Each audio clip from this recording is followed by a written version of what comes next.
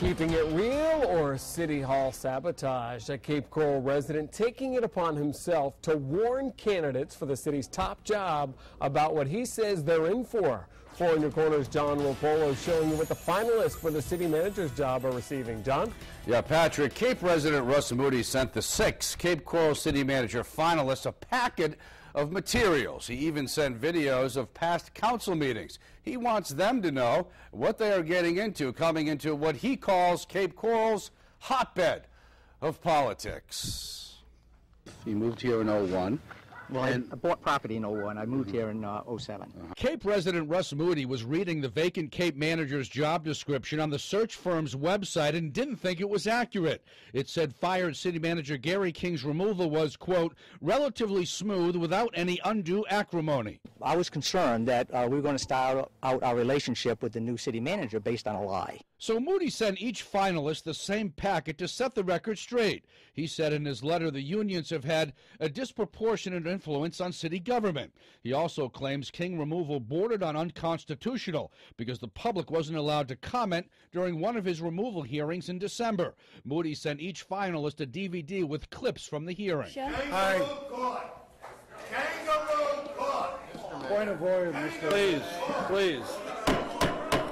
Moody also sent the finalists clips of infighting at Cape Council meetings, including this one of Marty McLean publicly swearing at Chris Shalakis Leeds.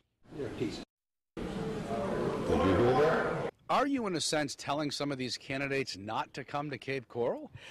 I want the best candidate to come to Cape Coral. So how did Moody's materials go over with each of the candidates? We reached out to all of the finalists for reaction. Some refused to comment. But Mark Needham, the special assistant to the governor of Kentucky, said Moody's letter didn't make a difference to him. That wouldn't deter me at all. I think I still have the same way ahead going in and the same attitude.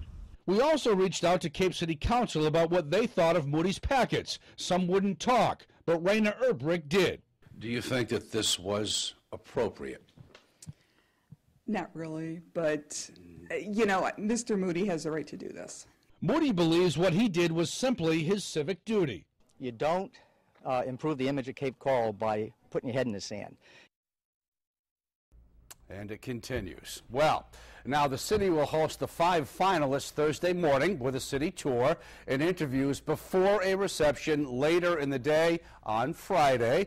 Council will hold individual and group interviews before a decision is announced in a special city council meeting. Of course, that'll be on Monday. We're live in the studio. John Rapolo, Fox 4, in your corner. Charlotte County detectives are investigating a shooting on I-75. They say it happened Sunday near the Kings Highway exit. Deputies say someone in a black 4-door Infiniti shot at a man while he was driving his SUV.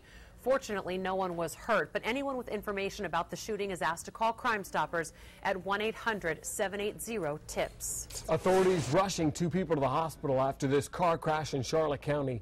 Deputies saying it happened on 41 near Harbor Boulevard.